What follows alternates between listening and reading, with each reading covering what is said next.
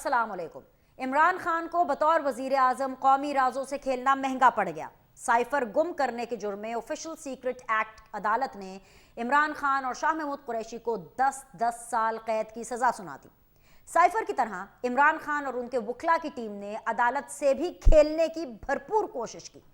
कई बार Islamabad high court से stay order लिया, बार बार साइफर केस की कार्रवाई असर नौ शुरू कराई गई और कभी तो ताखीरी हरबे इस्तेमाल करते हुए इमरान खान के वकला ने अदालत में पेश होना ही छोड़ दिया। मगर वो कहते हैं ना कि हर शेर का सवा शेर मौजूद होता है। जी हाँ, सहूलतकारियां कम हो जाएं तो इसी तरह फाइलों को पहिए लग जाते हैं और केसेस बर्क रफ्तारी से अपने अंजाम को पहुंचना शुरू हो जाते हैं।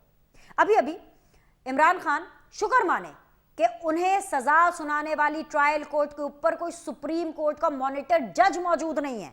एहसान माने कि सुप्रीम कोर्ट से ट्रायल कोर्ट को डिक्टेट नहीं किया जा रहा। नवाज शरीफ के केसेस के बरक्स सुप्रीम कोर्ट इसी साइफर केस का पहले ही तिया पांचा कर चुकी है और इमरान खान की जमानत पर रिहाई का हुक्म भी दे चुकी है। अभी भी ये आलम है कि तहरीके इंसाफ के अपने लोग ये मान रहे हैं कि भाई ये सजा तो कुछ भी नहीं, आला अदालतें ये सजा खत्म कर देंगी।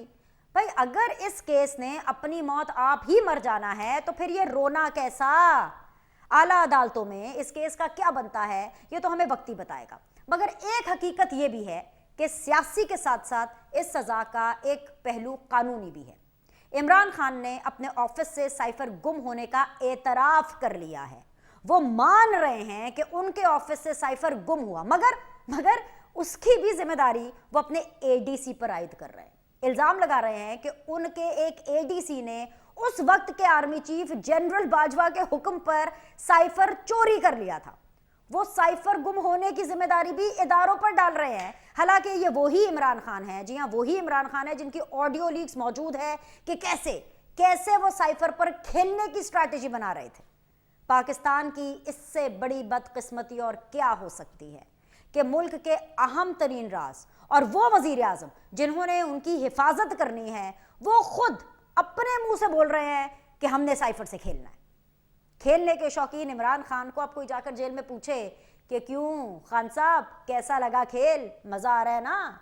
इमरान खान ने तो आज मजा चख लिया, मगर नून लीग मजे में बिल्कुल नहीं है। इमरान खान की सजा पर वो इस लिहाज से दुखी है कि सजा बहुत कम सुनाई गई है। सियासी तौर पर इमरान खान का कुछ ना बिगाड़ सकने वाले अब ये उम्मीद लगाए बैठे थे कि चलो कोई नहीं, लगे हाथों बरास्ता अदालत ही सही इमरान खान से हमेशा के लिए जान छुड़ा ली जाएगी। मगर ये ना हो सका। इलेक्शन से इलेक्शन तक की कहानी वही पुरानी है। 2018 के इलेक्शन से पहले नवाज शरीफ को सजा सुनाई गई और अब 2024 के इलेक्शन से पहले इमरान खान को सजा सुना दी गई है। वजीर आजम बनने के लिए मुखालिफ को सजा सुनाना पाकिस्तान में एक रिवायत सी बन गई है। दायरों का सफर हमें कहां लेकर के जाएगा, इसी पर हम आज के शो में बात करेंगे। इस टाइम पर मुझे ज्वाइन कर रहे हैं जी वेरी ऑनरेबल अहमद अवैस साहब, रहनुमा है पाकिस्तान तहरीक इंसाफ के। A big day for PTI today, a very big day. Definitely हम उनसे बात करेंगे। इसके अलावा हमें ज्वाइन कर रहे हैं जी राना एहसान अफजल खान साहब, रहनुमा है पीएमएलएन के। अस्सलाम वालेकुम। इनके लिए भी बड़ा दिन ही है, इनके लिए कौन सा छोटा दिन है। एंड फयाज कायम खानी साहब, रहनुमा है एमक्यूएम पाकिस्तान के, उनसे भी हम बात करेंगे। कोशिश करेंगे कि पाकिस्तान पीपल्स पार्टी से भी हमारा रब्ता हो जाए और उनके जैसे ही गेस्ट हमारे रूबरू होंगे हम उनको आपसे रूबरू कराएंगे। सो मैं आगाज़ कर लेती हूँ सबसे पहले अहमद अवैस साहब आपसे, क्योंकि जब मैं ये कहती हूँ ना आपके लिए बड़ा दिन है, क्योंकि साइफर एक ऐसा मामला था जिसके बारे में हमारा जो पहला introduction as a nation, Pakistani अवाम का पहला इंट्रोडक्शन एज ए नेशन जो साइफर से हुआ वो ये हुआ कि इमरान खान साहब ने जलसे के अंदर एक कागज़ लहराया, बताया कि ये साइफर है और उसके बाद ऑडियो लीक्स का सिलसिला शुरू हो गया और पाकिस्तानी अवाम को, बीनर सलीम को, बाकी तमाम लोगों को, ये जो मेरे कैमरामैन इस वक्त मुझे रिकॉर्ड करें उन सबको ये बताया गया उस ऑडियो लीक में कि भाई इस कागज़ से, इस साइफर से खेलना है। अब वो जो खेल है आज अपने मंतकी अंजाम को पहुंचा। तो जहां से मैं देख रही हूं अहमद अवैस साहब, please allow me to ask you कि क्या मैं ये कह सकती हूँ कि आज एक और रेड लाइन ड्रॉ हो गई है और जो आज एक रेड लाइन ड्रॉ हुई है वो ये वाजे तौर पर कहती है कि सियासी मुफाद के लिए सरकारी राजों से खेला नहीं जा सकता। तो खेल महंगा पड़ गया सर आपको? बिस्मिल्लाहिर्रहमानिर्रहीम। देखिए, पहली बात तो यह है कि कोई सरकारी राज ऐसा नहीं है जिसको ऑप्शन किया गया। साइफर का केस जो है, ये तो सुप्रीम कोर्ट का जो बेल ग्रांटिंग ऑर्डर है उसके अंदर जो उसकी ऑब्जर्वेशन है वो सफिशिएंट है, क्योंकि टेंटेटिव असेसमेंट जब उन्होंने की तो और उन्होंने कहा कि ये केस में तो ये कहां से केस बन गया, वो असल डॉक्यूमेंट भी नहीं है उसके एब्सेंस में ये केस चल वैसे भी नहीं सकता। और राज कौन सा अफशां हुआ, इंटरनेशनल यूनिपोलर वर्ल्ड से बाइपोलर वर्ल्ड का जो सफर शुरू हुआ, और उसमें अमेरिका ने जब दिखा कि अब उसका रोल यहाँ पे वो वर्ल्ड सुपर पावर था है, वो नए कोल्ड वार का जमाना शुरू हो जाएगा, और उस नए कोल्ड वार के जमाने में एक और ग्रुप सामने आ गया है, और उसके लिए उन्होंने उसको ग्रुप को तोड़ने के लिए, उसमें दरार डालने के लिए ये फैसला किया कि इमरान खान की हुकूमत को खत्म किया जाए, गिराया जाए। और वो डिटेल जो है वो यहाँ पे आई जब, और उसके बाद मीटिंग जो डिफेंस काउंसिल की मीटिंग में जब हुई, जिसमें बाजवा साहब भी मौजूद थे और जनरल भी मौजूद थे और हुकूमत भी मौजूद थी, वज़रा भी मौजूद थे, वहां पे ISPR की उस जमाने की आप उसकी जो हैंड आउट है वो निकाल के देखें, उसमें कहते हैं कि ये in fact it was not a conspiracy but there is no doubt that it was interference in the internal affair of Pakistan. ये हैंड आउट है। अब ये बदल सकते हैं उसको, रिकॉर्ड से बदला जा सकता उसको। अब क्वेश्चन ये है कि क्या कौम जो है ये 24 करोड़ अवाम का जो ये मुल्क है, क्या उनसे मख्फी रखा जाए अगर कौम के ऊपर कोई ऐसा हमला हो किसी तरीके से, किसी एक वजह से? और इसमें सीक्रेट बात कौन सी थी जो जिसके अफशा होने से मुल्क को नुकसान पहुंचेगा? ये तो एक तमाशा लगाया गया है एक हुकूमत को गिराने के बाद उसके लीडरशिप को खत्म करने के लिए, उसकी पार्टी को खत्म करने के लिए ये एक ऐसा तमाशा रचाया गया। पहले 9 मई का एक वाकया जो है ऑर्केस्ट्रेटेड प्लान लेके सामने आए, ये सारा का सारा साहब आपके ख्याल में लोगों ने किया है अहमद अवैस साहब जरा प्लीज इसको थोड़ा सा क्लियर कर दे, सप्लीमेंट्री सवाल ले ले। आपके ख्याल में आप जो कह रहे हैं कि जी तमाशा लगाया गया है, जज साहब को क्या मसला होगा इमरान खान साहब से कि जो ये तमाशा लगाया गया, क्यों लगाया ये तमाशा, सजा क्यों हुई है, एक नहीं दो नहीं 10 साल की?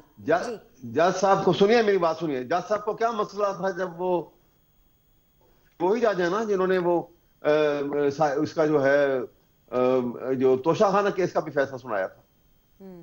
देखिए मैं आपको बताऊं कि ये तो देयर इज समबडी, कौन सी ऐसी अदालत है कि रात के 9 बजे रात को भी अदालत लगा के वो बैठे हुए हैं? What was the urgency in this case? कौन सी ऐसी है कि जिसमें डिफेंस का मौका नहीं दिया गया? ये कैसी अदालत है कि जिसमें फैसला सुना दिया और कोई एक्यूज जो हैं शाह महमूद कुरैशी जिनको 10 साल की सजा सुनाई गई, उनका 342 का रिकॉर्ड तक जो है वो नहीं रिकॉर्ड किया गया। आप देखिए हो क्या रहा है इस मुल्क के साथ, और इसके रेफरकशन जो है वो पीटीआई के तक तो नहीं रहेंगे। पीटीआई की लीडरशिप जो है वो फिर भी सरवाइव करेगी और ये पार्टी भी सरवाइव करेगी, क्योंकि इसकी जड़ें अवाम के अंदर है। आज लोग ये बाकी लीडरशिप के साथ बाहर नहीं निकल रहे हैं क्योंकि वो सब के सब जानते हैं कि पाकिस्तान में पीटीआई के साथ और उसकी लीडरशिप के साथ हो क्या रहा है। राइट, बट अहमद अवैस साहब ये कोई पहली दफा तो नहीं हो रहा ना, आप अर्जेंसी की बात करें, यही अर्जेंसी 2018 में दिखाई गई थी। मैं एक केस आपसे डिस्कस कर लेती हूँ, हनीफ अब्बासी का। हनीफ अब्बासी साहब को वो विनिंग कैंडिडेट थे अपने हल्के में, लेकिन ये जो पिंडी की अदालत है उन्होंने सजा सुना दी। He was not eligible to contest elections, बल्कि रेंजर्स ने उनको कटहरे में छलांग मार के फलांग करके हनीफ अब्बासी साहब को अरेस्ट किया, और ये लाइव नशर हुआ था सर। ये 2018 के एग्जैक्टली इलेक्शन से चंद दिन पहले हुआ था।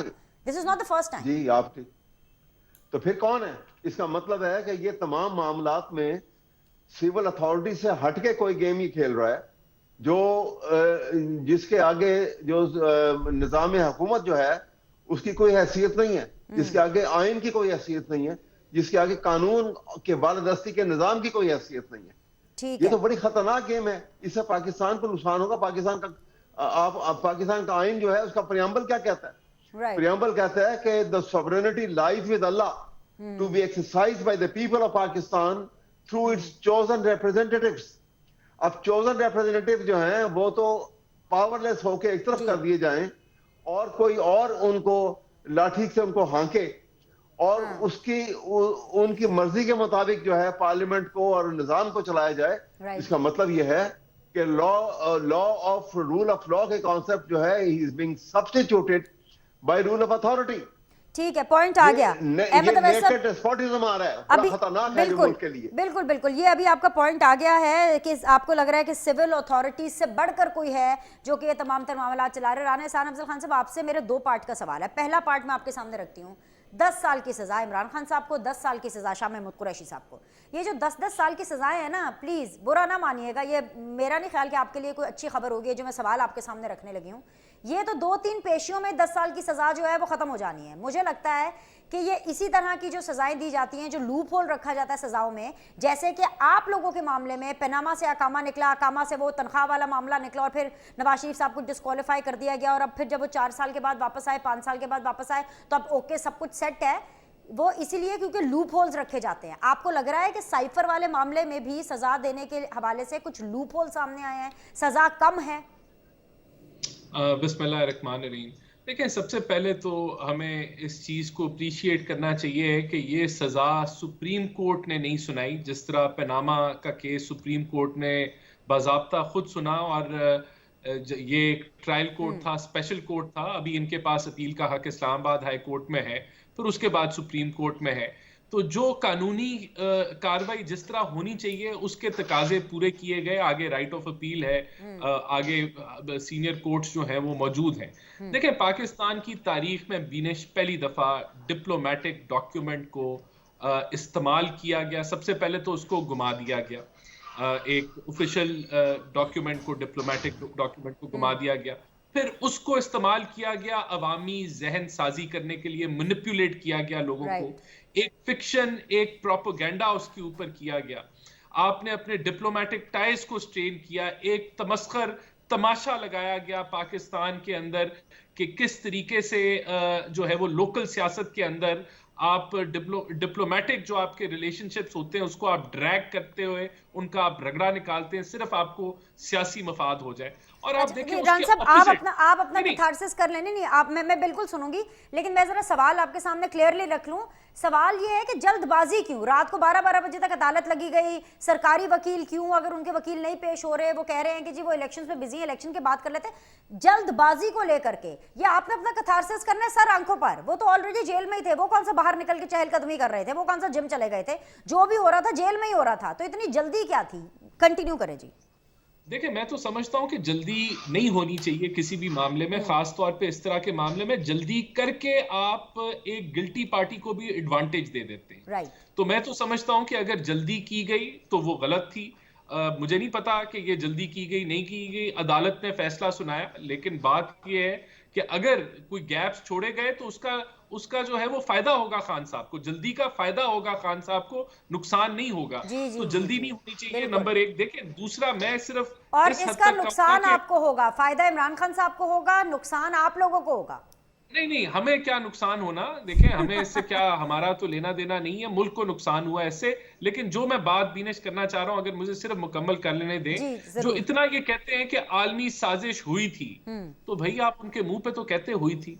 आप तो रेड कार्पेट बिछाते रहे यूएस एम्बेसडर के लिए, आप तो वहां लॉबी फर्म्स हायर करते रहे, आपने 200 इंटरव्यू दिए वेस्टर्न मीडिया को, वहां तो आप मुकर गए, यू टर्न ले लिया कि कोई अमेरिकन साजिश नहीं है, ये तो हमारे लोकल सारे मामलात हैं। और जब आप इतने भोंडे और इतने बड़े इल्जामात लगाते हैं कि अमेरिकन कंस्पिरेसी हुई, फंडिंग हुई ये रजीम चेंज के लिए, तो आप बेसिकली कह रहे हैं कि रियासत पाकिस्तान, उसके अदारे, अफवाज पाकिस्तान, सब ने मिलके और सारी सियासी जमातों ने मिलके मुल्क के खिलाफ साजिश की। तो इतने बड़े इल्जाम जब आप लगाते हैं और आप झूठ बोल रहे हैं और आपका झूठ पकड़ा जाता है कि आप खेल रहे हैं साइफर के साथ, तो फिर और देखें, इससे ये सिर्फ, ये तो एक बिल्कुल एक कोर्ट केस बना कि आपने ऑफिशियल डॉक्यूमेंट को मिसयूज किया, लेकिन आप मिसयूज करके किया क्या? पोलराइजेशन, नफरत की आग जो है वो लगाई, और उस नफरत, नहीं, आखिरी बात, मीर जाफर, मीर सादिक के नारे इस बेसिस पे लगाए, और फिर आपने 9 मई का वाकया किया। तो ये सारा जो आपने जो खेल खेला उसकी सजा आपको मिलनी थी, और आज अदालतों ने आपको सजा दे दी। राइट। फयाज कायम खानी साहब, सर आपने ये बातें सुनी हैं, ये जो जल्दबाजी वाला मामला हुआ है साइफर के मामले में, सजाएं हो गई, 10-10 साल की हो गई, लेकिन सबको पता है, आपको भी पता है, नून लीग को भी पता है, शायद नून लीग इसकी हीट भी फील कर रही है। और इवन अभी आपने अहमद अवैस साहब को भी सुना, और अहमद अवैस साहब भी कह रहे थे कि कि जो भी ये फैसला हुआ है ये सिविल अथॉरिटीज से कहीं हट करके फैसला आया। एवरीबडी नोज दैट एक चीज़ के ऊपर कंसेंसस है कि जब फर्दर इसकी हायर कोर्ट्स में जाया जाएगा, प्ली ली जाएगी, अपील्स की जाएंगी, तो ये सूनो और लेटर इसका जो फ़ायदा है वो पाकिस्तान तहरीक इंसाफ को होगा। तो फिर इस पूरी एक्सरसाइज का क्या फ़ायदा? सिर्फ एक माहौल के अंदर एक अर्जेंसी ही पैदा करनी थी ना, या माहौल के अंदर खराबी पैदा करनी थी? आपको लगता है कि कुछ फ़ायदा हुआ है इस मामले का? असल में दिनेश, हम पाकिस्तानियों की आदत पड़ गई है और हमारी आदत ये हो गई है कि इंसाफ के लेने के लिए बरसों इंतजार करना पड़ता है। राइट। ठीक है, जल्दी कोई चीज हो जाए तो भाई ये तो गलत हो गई, जल्दी कैसे हो गया?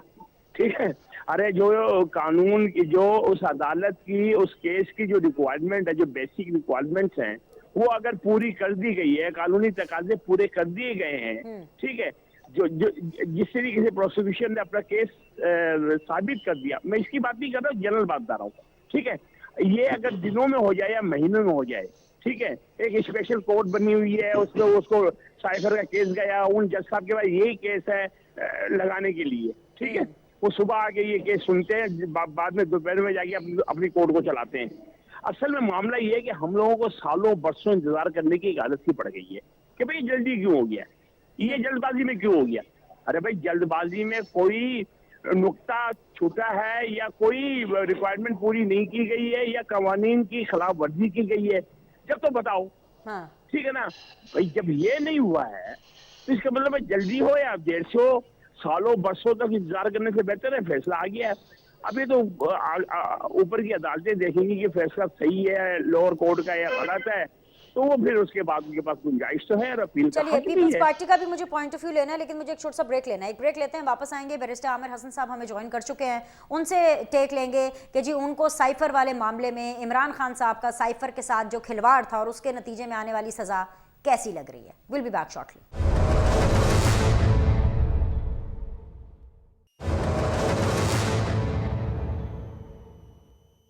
ब्रेक के बाद जी आप लोग को खुशामदीद कहते हैं। पैनलिस्ट मेरे साथ मौजूद हैं, मुझे ज्वाइन किया हुआ जी राना एहसान अफजल खान साहब ने, बैरिस्टर आमिर हसन साहब मेरे साथ मौजूद हैं, अहमद अवैस साहब मेरे साथ मौजूद हैं, एंड फयाज कायम खानी साहब मेरे साथ मौजूद है। बैरिस्टर आमिर हसन साहब, हम डिस्कस कर रहे हैं ऑफकोर्स साइफर के ऊपर, जो आज एक बड़ी डेवलपमेंट आई है कि साइफर को आज क्लोज किया गया है 10-10 साल की सज़ा सुनाते हुए।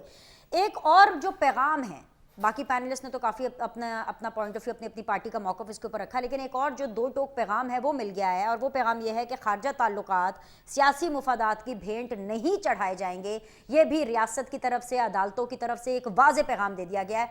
कोई फ़र्क नहीं पड़ता कि आप कोई भी हो, चाहे आप मुल्क के वज़ीर आज़म ही एक वक्त पे क्यों ना हो। जी बिल्कुल, ये जो पाकिस्तान के सदर हों, वज़ीर आज़म हों या वज़रा हों, इनसे जब हलफ लेने का मतलब होता है, हालांकि हर शहरी पाकिस्तान की रियासत के साथ यही तकाजा है कि वो वफ़ादार रहेगा, लेकिन इनसे जो हल्फ लिया जाता है उसका यही जो बुनियादी मकसद है वो ये है कि अगर आप तक कोई स्टेट के सीक्रेट्स आएंगे तो आप उनकी हिफाजत करेंगे। और मैं समझता हूँ कि ये जो जिस तरह PTI ने और इमरान खान साहब ने ख़ुद कहा, ये मेरा लफ्ज़ नहीं है, कि खिलवाड़ किया मुल्की राजों के साथ, वो सबके सामने हैं। ये आज के केस के अंदर जो फैसला हुआ है उसमें जो बुनियादी चीज़ें थी, एक चीज़ ये थी कि ख़ुद उनके प्रिंसिपल सेक्रेटरी ने स्टेटमेंट दे दी सारी चीज़, जिससे ये केस सबको नज़र आ रहा था कि लीगली भी इनके ख़िलाफ़ ही जाएगा। और दूसरा फिर जो उनकी ऑडियो आई थी जिसमें ख़ुद इमरान खान साहब ने कहा था कि इसे प्ले करें, इससे खेलें। और खेलें क्या मतलब कि आप मुल्क के जो खारजा मामलात हैं उन्हें सियासत के अंदर रुगे दें और उससे सियासी फ़ायदा हासिल करें। हालांकि इमरान खान साहब ने बतौर वज़ीर आज़म ये हल्फ लिया था कि मेरे तक अगर कोई मुल्क व कौम का राज आया तो मैं उसकी हिफाजत करूँगा और मैं अपने ज़ाती मुफादात के ऊपर ज़ाती मुफादात को रियासती मुफादात के ऊपर तरजीह नहीं दूँगा। लेकिन आज जो ये हुआ, ये एक बदकिस्मती रही है, और जो सियासी जहन रखते हैं वो एक अरसे से जानते थे कि इमरान खान साहब की इस सारा जो उन्होंने क्रिएट किया था, और बहुत खेलते रहे।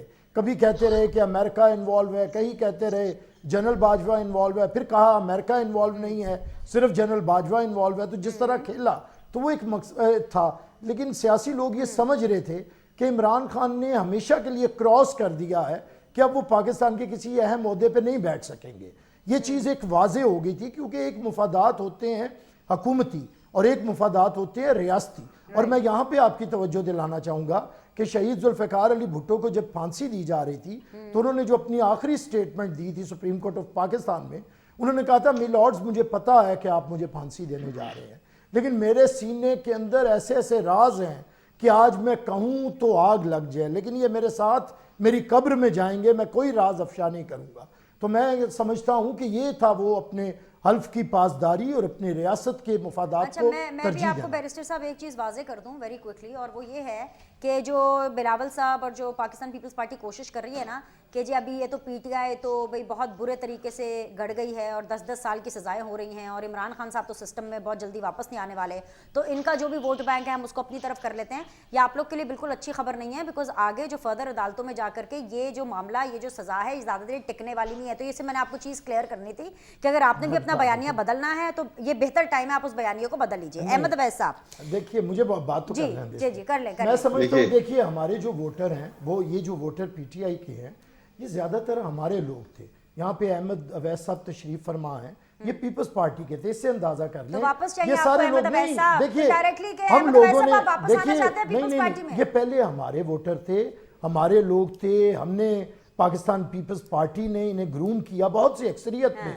ये तो एक मैंने मिसाल दी, तो इससे अंदाजा करें कि हम अपने वोटर से को एड्रेस कर रहे हैं। और अगर किसी का समझ रहा है कि कोई एंटी एस्टेब्लिशमेंट बयानिए से उसे फायदा होगा, तो बहुत से लोग प्रो एस्टेब्लिशमेंट भी होते हैं, तो हमें इन वोटों से सरोकार नहीं है।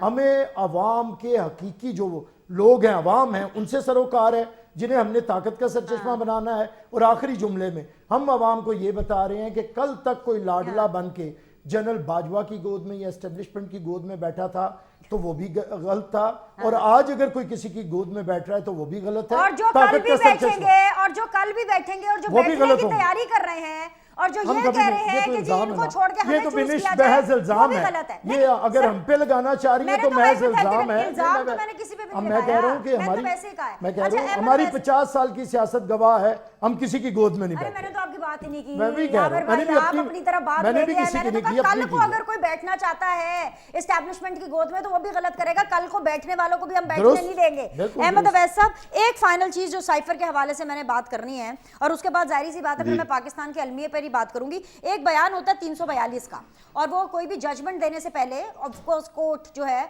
जो भी उसमें नॉमिनेटेड आप कह लें मुल्जिम होता है, उसको ये मौका आखिरी फराहम करते हैं कि भाई अगर आप कुछ कहना चाहते हैं, कुछ लिखना चाहते हैं, कुछ बताना चाहते हैं, जिसको 342 का बयान रिकॉर्ड कराना कहते हैं। आखिरी सवाल जो जज साहब ने इमरान खान साहब से पूछा वो यही था कि भाई साइफर कहाँ है। इमरान खान साहब ने लिख करके इन राइटिंग दिया कि भाई साइफर मेरे ऑफिस में था लेकिन वो गुम हो गया है, वो मेरे पास नहीं है। और उन्होंने इल्ज़ाम लगाया है कि जो एडीसी हैं उन्होंने वो साइफर बाजवा साहब के कहने पर चोरी कर लिया, ये लिख कर दिया है। अब सज़ा 10 साल से 5 साल हो जाए, बाइज्जत बरी हो जाए, 1 साल हो या कुछ भी हो, ये वाली बात जो लिख करके इमरान खान साहब ने दी है ये रिकॉर्ड का हिस्सा है and it will be there forever sir, it's a part of history. जी हाँ, मैं एक आपके सामने गुजारिश करूंगा आपकी इसी बात को आगे बढ़ाते हुए जी कि देखिए अभी इन्होंने फरमाया था, बैरिस्टर साहब भी कह रहे थे कि जी आइन में जो हल्फ जो है वो वज़रा, प्राइम मिनिस्टर, प्रेसिडेंट एंड वज़रा जो है वो हल्फ लेते हैं। तो हल्फ में एक और इससे भी बहुत अलार्मिंग सेंटेंस है जो जज साहबान भी और तमाम इस लेवल के जो पॉलिटिशियन हैं वो और वज़रा जो हैं वो ये हल्फ लेते हैं। वो ये है कि I will preserve, protect and defend the constitution of Pakistan. अब पाकिस्तान को डिफेंड कर सकते हैं और प्रिजर्व करेंगे और उसको प्रोटेक्ट करेंगे, और यू कांट डू इट अगर आप फेयर ट्रायल आर्टिकल 10A की रिक्वायरमेंट को पूरा नहीं करते। आर्टिकल 10A की रिक्वायरमेंट ये है कि फेयर ट्रायल जब होता है तो 342 की स्टेटमेंट के रिकॉर्ड करने के बाद एक्यूज से पूछा जाता है कि वो बताएगा कि मैंने अपना डिफेंस पुट अप करना है या नहीं करना है, या इसी अकेले स्टेटमेंट के ऊपर ही मैंने रिलाई करना है। राइट।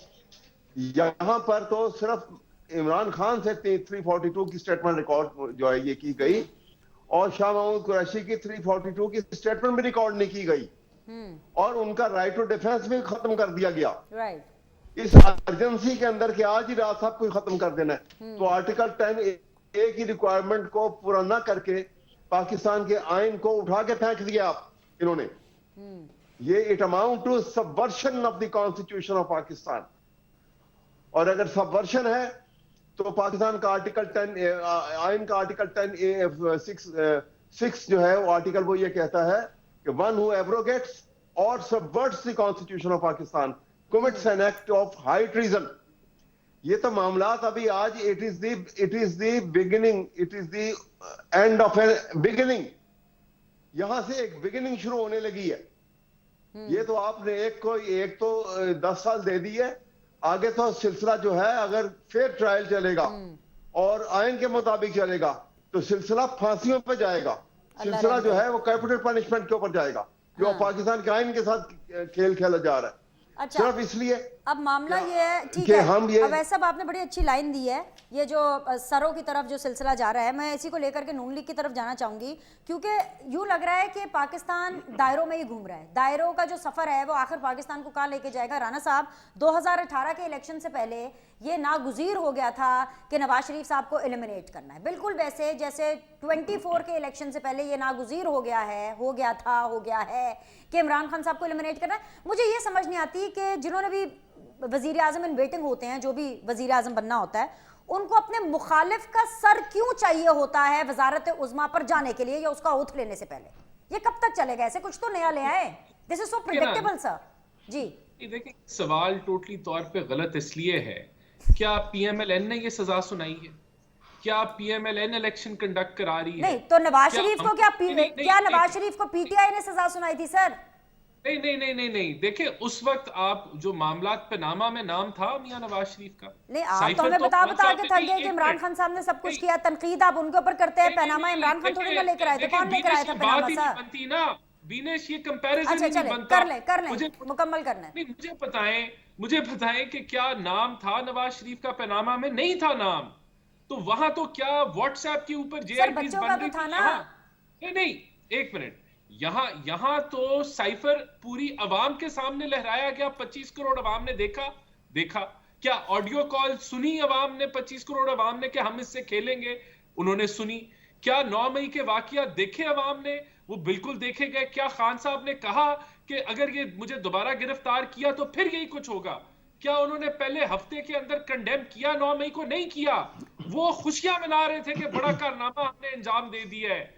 तो क्या ये तो राना साहब ये बिल्कुल वैसे ही बातें हैं। एक मिनट सर, मैं आर्गुमेंट दे रही हूँ ना, जलसा तो नहीं हो रहा ना, आप ही के साथ हूँ, आपका पूरा जवाब लूंगी, फिक्र ना करें। जब तक आपकी तसल्ली नहीं होगी मैं अगले पैनलिस्ट की तरफ नहीं जाऊंगी। सर, ये मैंने इमरान खान साहब को सुना है, बिल्कुल वैसे मैंने इमरान खान साहब को सुना है जैसे मैंने मियां मोहम्मद नवाज शरीफ साहब को, very respectable, the oldest politician in this खित्ता, के असेंबली में खड़े होकर उन्होंने कहा था हजूरे वाला ये है वो जराए, और बाद में पता चला कि नहीं जी, एवन फील्ड से तो हमारा कोई ताल्लुक नहीं है, हमारे पास तो रसीदें नहीं है एवन फील्ड की। तो मैंने नवाज शरीफ साहब को भी बिल्कुल वैसे सुना था जैसे आपने मुझे सारी चीजें इमरान खान साहब की बताई हैं। These justifications they really doesn't matter। मुद्दा क्या है कि बहाना बनाया जाता है, एक ना एक बड़े फरीक को एलिमिनेट किया जाता है इलेक्शन से पहले, जैसे 2018 में सर आपको किया गया, अब इमरान खान को किया गया। जी सर। बीनेश, बात ये है, एवन फील्ड का मामला 1990 की दिहाई से जो है वो निकाला गया, यानी कि ये सारी चीजें तो प्रेजेंट डे की बातें हैं। मियां नवाज शरीफ जब 2017 में प्राइम मिनिस्टर थे तो उनको कुछ नहीं मिला उस वक्त के दौर के अंदर कि जिसकी बेसिस पे वो मामलात को निकाले। उन्होंने 1990 के जो इल्जामात थे वो निकाले। तो कहने का मतलब, इसको आप कंपेयर नहीं कर सकती कि जो मामला, जिस तर्ज के ऊपर सियासत खान साहब ने की, जो पोलराइजेशन, जो नफरत की आग लगाई, जिससे पूरी जो कौमी एक, और जो उनकी, जब वो हुकूमत में थे, क्या हुकूमत ऑपोजिशन का कोई लिंक था? क्या हुकूमत कोalition पार्टनर्स का कोई लिंक था? क्या इमरान खान कोalition पार्टनर्स के साथ खड़े थे? जिस तर्ज पे वो सियासत की गई, जो उनके एजेंडे थे, और फिर जहां मुल्क को जिस नगर पे वो लाके खड़ा कर दिया। मैं पॉलिटिकल कल्चर आप लोगों ने जिनके साथ 16 महीने कोलेशन किया ना, खड़े तो वो भी आपके साथ नहीं है। ये पूछ लें, बैरिस्टर आमिर साहब मेरे साथ स्टूडियो में मौजूद है। मैं आती हूँ, मैंने ब्रेक लेना है, लेकिन ये भी आपके साथ खड़े नहीं है सर नहीं खड़े हैं वो। इसका जवाब ले ले। देखें, हम वो तनकीद हमारी तरफ से उस लेवल की तनकीद नहीं हो रही होगी जो पीपल्स पार्टी की तरफ से हो रही होगी, लेकिन कम अज कम मदीना के अंदर अगर कोई किसी को चोर चोर के नारे लगाए, उसको तो हम कंडेम करेंगे ना, उसके साथ तो कोई नहीं खड़ा होगा। खान साहब तो उसको भी कंडेम नहीं कर सके। तो जो सियासी कल्चर, जो गिरावट खान साहब ने मचाई, उन्होंने जमहूरियत को नुकसान पहुंचाया। एक दूसरे पे तनकीद, एक दूसरे को क्रिटिसाइज, एक दूसरे को चैलेंज आप जरूर करें, मैं करूंगी, राणा साहब बात करूंगी। ये मुझे ब्रेक पर जाने दे। ये आपके कहने से, आपके भाषण देने से ये मुद्दा खत्म नहीं हुआ भाई। Pakistan Peoples Party versus PMLN हुआ है, हो चुका है, और अब आगे ये ऐसे ही रहने वाला है। इस पर बात करनी है। ये अभी चैप्टर यहाँ पे खत्म नहीं हुआ है। एक छोटा सा ब्रेक लेते हैं, विल बी बैक शॉर्टली।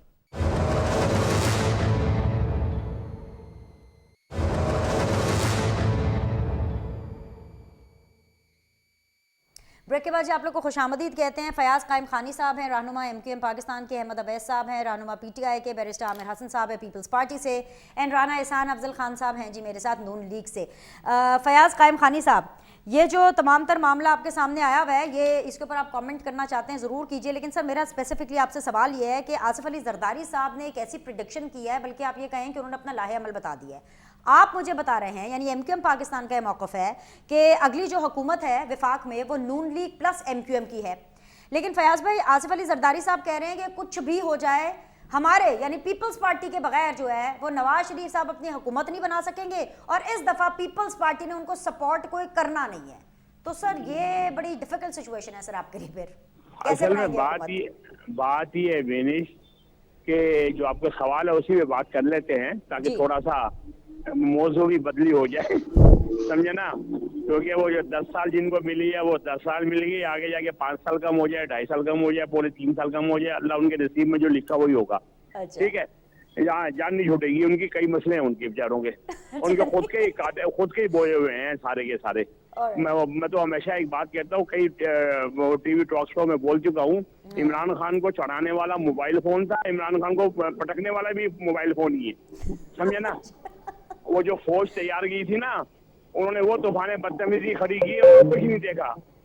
बहरहाल जो आपका सवाल है कि जी जरदारी साहब तो ये उनके साहबजादे तो फरमाने पूरे पाकिस्तान में पीपल्स पार्टी की हुकूमत आ गई है, हो गई है। सिर्फ अलामती तौर पे जो है ना, हमने उसे हलफ उठाने, ठीक है। सिंध का रुख नहीं कर रहे हैं वो।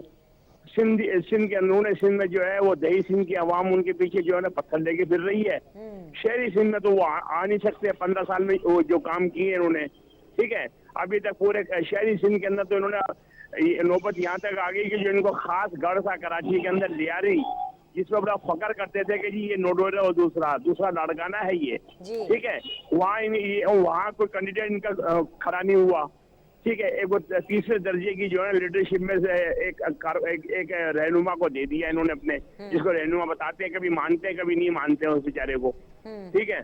अब वो जो लियारी में कभी मोहतरमा और जरदारी साहब, बिलावल साहब इलेक्शन लड़ते थे ना, आज वहाँ का रुख नहीं कर रहे ये लोग। ये तो है कराची की सूरत हाल, ठीक है। कराची में जिन लोगों के हाथ में निजाम दिया था वो उन्होंने जो है परसों रात को एक बेचारे नहते मासूम कारकुन को जो है ना कत्ल कर दिया। ये चल रहे थे कि ये हथियारों के साथ और ये गुंडा नासिर के साथ कराची फतह करने चले थे। ये तो उनकी ये हालत हो गई है। ना हैदराबाद में है, ना शहरी सिंध में, ना दही सिंध में। सिंध में तो वो आ नहीं सकते, वो चले पंजाब फतह करने के लिए। बात ये बेनिश कि इनके पास कुछ भी ना एजेंडा है, ना पिछली माजी 15 साल हुकूमत करने वाला आदमी के पास रीजन क्या है, क्या रीजन है कि काम नहीं करवाया, लोगों के मसाइल हल नहीं हुए। कोई रीजन बनता 15 साल हुकूमत करने वाले के पास, ठीक है। अब बाद में ये सियासी स्टेटमेंट्स हैं, हुकूमतें बन जाएंगी, सदर बन जाएंगे, वजीर आजम बन जाएंगे, होना जो कुछ भी नहीं है। फयाज भाई आपने कराची का बता दिया, विफाक के अंदर आप और नून लीग बगैर पीपल्स पार्टी के कैसे हुकूमत बनाएंगे? जरदारी साहब नहीं बैठ रहे हैं आप लोग के साथ, इसके ऊपर जरा जल्दी से कमेंट कर दें। देखिए मेरी जरदारी साहब जीतेंगे तो मामला पे शामिल होंगे ना। क्या मतलब, वो जीत नहीं रहे हैं क्या? नहीं, उनकी जो एक रिवायती सीटें हैं वो मिल जाएंगी इनको। ये 30-35 से 25-30 से ऊपर नहीं जाएंगे। ना पीटीआई जीत रही है, ना पीपल्स पार्टी जीत रही है, तो क्या नून लीग पूरे मुल्क के अंदर क्लीन स्वीप कर रही है क्या?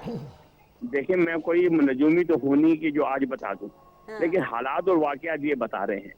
जो माहौल बना हुआ है वो ये बता रहा है कि पीपल्स पार्टी के लिए सिंध के अंदर अच्छी पोजीशन नहीं है। पंजाब और फ्रंटियर तो बहुत दूर की बात है। ना करें फयाज भाई, मुझे तो लगता है कि सिंध में से नून लीग एक सीट नहीं निकाल सकेगी। देखिए मैं कोई नून लीग का नुमाइंदा तो हो नहीं, कि मैं नून लीग का बताऊं कि कौन सी सीट निकाल नहीं सकती सर, है। आपकी भी तो एक असेसमेंट होगी ना, आपने मिल करके वफाक में उनके साथ हुकूमत बनानी है, आप किसी नंबर गेम किसी बेस पे कह रहे हो ना। कराची हैदराबाद बेतुखास तो है एमक्यूएम का, पहले भी एमक्यूएम का था, आज भी एमक्यूएम का है।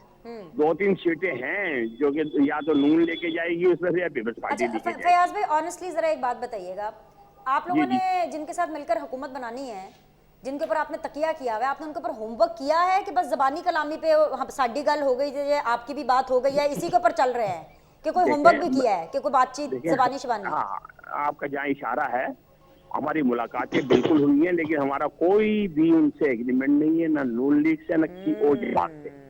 ठीक है, जो हुकूमत बनाएगी मुल्क की सलामती, इस्तेकाम, तरक्की के लिए, माशी हालात बेहतर करने के लिए जो प्रोग्राम देगा, इसके साथ हमारी कुछ शराइत है जो हमने पहले से खोल दी है, जिसमें कुछ आईनी तरामीम करनी है, समझे, बुनियादी मसाइल का मामला उसमें है, फिर उसमें आईनी तरामीम करनी है।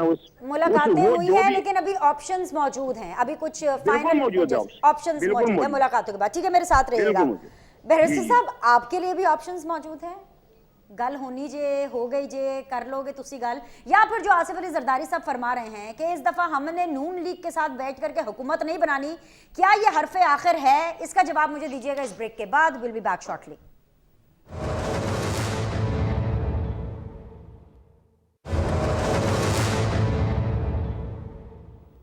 वेलकम बैक जी। सवाल छोड़ के गई थी बैरिस्टर साहब आपके लिए, क्या आसिफ अली जरदारी साहब का नून लीग के साथ हुकूमत में ना बैठना हरफे आखिर है, आखिरी फैसला है? सर देखिए, हमारा तजर्बा गुज़िश्ता हुकूमत में ये जो 16 महीने की हुकूमत, ये अच्छा नहीं रहा। वो चेयरमैन साहब ने भी बता दिया, प्रेसिडेंट साहब ने भी बता दिया। तो कभी कोई चीज़ हरफे आखिर सियासत में नहीं होती, लेकिन हमारा फैसला है ये CEC का कि हमने PMLN के साथ गवर्नमेंट में नहीं जाना, अलाइंस में नहीं जाना। अगर हमें अवाम अक्सरियत देगी या कुछ अगर कमी रही तो आज़ाद या कोई दूसरी जमातों के साथ अलाइंस करके हम हुकूमत बना सके तो ज़रूर बनाएंगे, वगरना अपोजिशन पीपल्स पार्टी के लिए कोई नई चीज़ नहीं है। पाकिस्तान के अंदर वाहिद मोहतरमा बेनज़ीर भुट्टो है कि 30 साल सियासी ज़िंदगी में 4 साल महज इक़्तिदार है और 26 साल शानदार किस्म की अपोजिशन है। तो मैं इससे पाकिस्तान पीपल्स पार्टी नहीं घबराती है। दूसरा, गल करने की हमें आदत नहीं, हमारी बात तो अवाम के साथ है। हम ही ने कहा ताकत का सरचश्मा अवाम है, हम ही ने आइन में लिखा, और हम ही आज भी ये जो कैंपेन है, कौन अवाम के पास जा रहा है और कौन इस सहारे पे बैठा है कि साड़ी गल हो गई है और कौन ये चाह रहा है कि साड़ी गल हो जाए। तो मैं समझता हूँ कि ये सारी बातें हैं। बाकी अभी ये हमारे MQM के दोस्त बातें कर रहे थे, मुझे आजकल इन पे तरस आता है। ये हैं सियासी यतीम। जब से वो ये भाई लोग ख़त्म हुए हैं, अल्ताफ़ हुसैन का सियासी इंतकाल हुआ है, उसके बाद ये यतीम हो गए हुए हैं। इनके पास अब कोई जगह नहीं है, जहाँ हलवा मांडा होता है ये पहुँच जाते हैं। ये है अब जमात जुमा जंजनाल, जिसका पता चले कि इक़्तिदार आने वाला है, ये उसके दरवाजे पे जाके ललकारें मारना शुरू कर देते हैं और उसके बाप दादा की तारीफ शुरू कर देते हैं कि कुछ खैरात में हमें भी मिल ना करें। आप भी तो उनको नहीं, काफी मनाते रहे हैं भाई, हमें पता है बहुत मनाते रहे, ये हमारे साथ चल के भेजा करते थे हम अपने इन्हें वक्त। बहुत अच्छा, देखिए बिनिश, हम इन्हें बहुत अच्छा जानते हैं। ये 16 महीने की हुकूमत में हम ही ने लाए थे, इन्हें गवर्नरी दी थी, ये आगे थे, अब भी कुछ देंगे, ये आ जाएंगे। इनका कोई सियासी स्टांस नहीं होता, ये सिर्फ अपना मुफाद देखते हैं, चंद सीटें मांगते हैं, वो दे देंगे अगर हमें इनकी ज़रूरत हुई, और ना हुई तो हम नहीं जाएंगे इनके पास। बात है सीधी। दूसरी बात यह है कि 15 साल में अगर हम इक़्तिदार में रहे हैं तो हमने हर 5 साल बाद, लोगों ने 2008 के इलेक्शन के बाद 2013 में हमें सिंध में ज़्यादा अक्सरियत मिली, 2013 के बाद 2018 में ज़्यादा अक्सरियत मिली, अब 2018 से ज़्यादा अक्सरियत 2024 में मिलेगी। और मैं बता दूं, इनके तो पल्ले कुछ नहीं है, ये तो कराची करते हैं ना, ये तो कराची के इलेक्शन से भाग गए थे, जमात इस्लामी इनसे आगे निकल गई है, और ये इतने जोगे नहीं थे कि वहाँ पे खड़े हो सकते। तो इसलिए इनकी बातें छोड़े। मैं समझता हूँ पाकिस्तान के अंदर जो सियासत है, पाकिस्तान पीपल्स पार्टी सियासी जमात है, हमारा चेयरमैन, हमारा सदर और हमारे दूसरे कायदीन जगह जगह अवाम के पास मौजूद है, अपना मंशूर लेके। के साथ तो आपकी कुट्टी पक्की है ना, ये पक्की वाली कुट्टी की बात नहीं है, मैं आपको तो बता देता हूँ। हमारा नून लीग के साथ एक नजरियाती इख्तलाफ है। नून लीग ने दोबारा जो इनके अंदर आजकल जनरल ज़िया फिर आया हुआ है ना, वो बहू बन के, तो ये फिर कहते हैं कि इलेक्शन ऐसे हों जैसे आपको डर लग रहा है? नहीं, हमें नहीं डर लगता, हमें जनरल ज़िया से डर लगेगा। जनरल ज़िया के खिलाफ ही तो हम खड़े हुए हैं। तो हम ये जो चाहते हैं ना कि इलेक्शन सर जनरल, वो आप लोग नहीं थे ना, वो बेनजीर थी। वो जिस ऑपोजिशन की आप बात कर रहे हैं वो बेनजीर की हम ही ये बेनज़ीर ही थी कि जब आसिफ अली जरदारी साहब की जबान कटी उस तशद्दुद के बाद वो खुद चल के नवाज शरीफ के पास गए और चार्टर ऑफ डेमोक्रेसी किया। उस टाइम के चार्टर ऑफ डेमोक्रेसी को उन्हीं के साहबजादे बिलावल भुट्टो भूल गए हैं। वो अभी कल बैठ करके कह रहे थे कि मेरे बाप की जबान काटी, मैं इनके साथ नहीं बैठूंगा।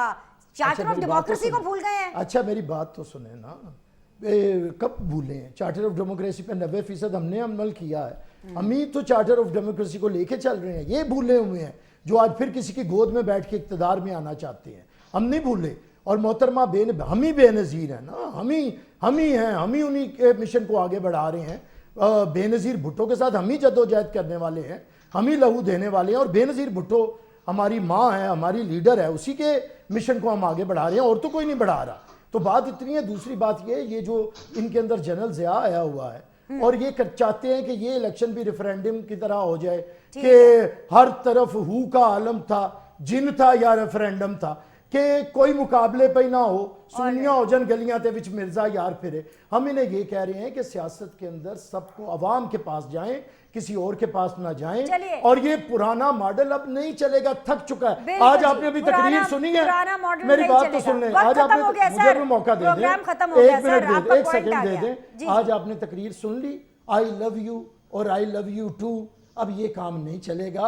अब लोग सिर्फ नवाज शरीफ अपनी हुकूमत का ना सुनाएं, जरा शहबाज शरीफ के भी तो किस्से सुनाए ना। 16 महीने में रोटी कितने की थी, पेट्रोल कितने का था, 8 फरवरी को पता चल जाएगा और 8 फरवरी के बाद सब ठीक हो जाएगा। ये सब जो इंतशार और नफरत और एक दूसरे के ऊपर उंगलियां उठाई जा रही है, सब ठीक हो जाएगा। 8 फरवरी के बाद सब सेट हो जाएगा, सबको सुकून हो जाएगा। अभी के लिए इतना ही। आपके फीडबैक का इंतजार रहेगा। फिर मुलाकात करते हैं। अल्लाह हाफिज।